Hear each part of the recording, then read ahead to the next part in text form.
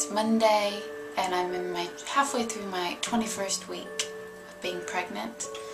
To be honest, I'm feeling pretty tired right now. I've got lots on and, you know, in work and life and everything else, and trying to think about what foods I should be eating right now is another extra thing on my list.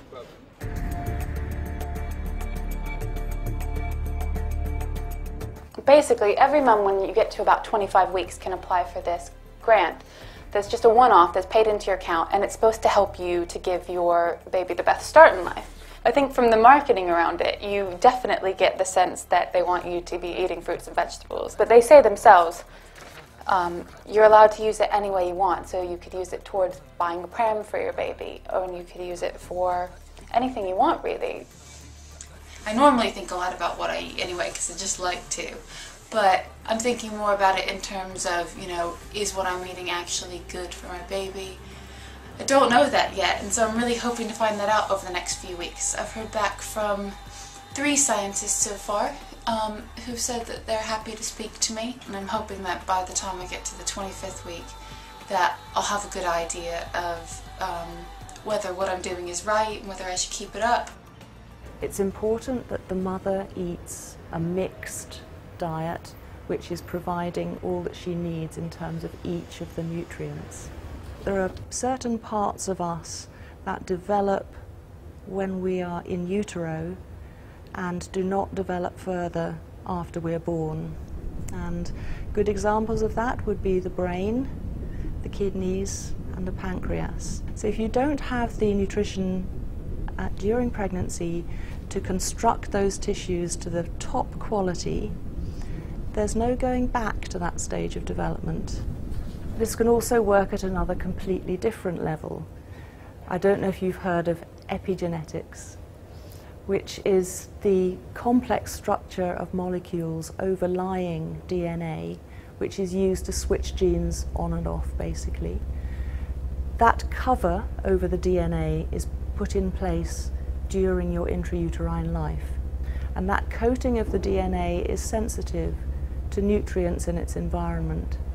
And so the food that the mother eats and the nutrients that the fetus is seeing will have an influence on gene expression in later life. I feel really good after hearing what Caroline had to say. I think she brought up a lot of really important points that I hadn't thought about. And I especially felt like as long as I'm getting a lot of the, you know, different nutrients that I need, my baby's probably going to be okay. It did make me a little bit nervous to think that, ooh, I may have missed a certain point in the baby's development where he or she needed lots and lots of nutrients. And so when she said, you know, you can't really go back with certain things, you know, there's definitely a part of me that thought, oh, I hope I was okay that week. I think it's a wonderful thing that the government has recognised that the pregnancy time is really important, and providing support like this.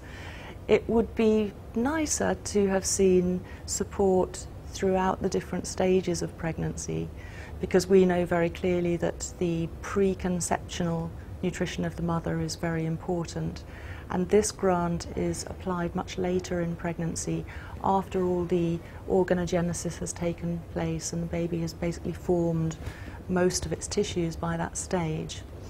But it's still useful, and I would say fruit and vegetables, no question.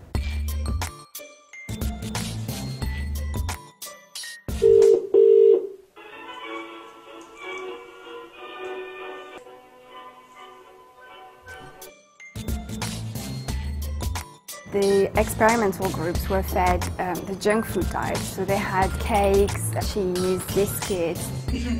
Yeah, I'm still here. Okay, I didn't know about it. It's okay, no worries. Donuts, sugary potato crisps. Hello? Hi. I didn't end up spending it on food at all, actually.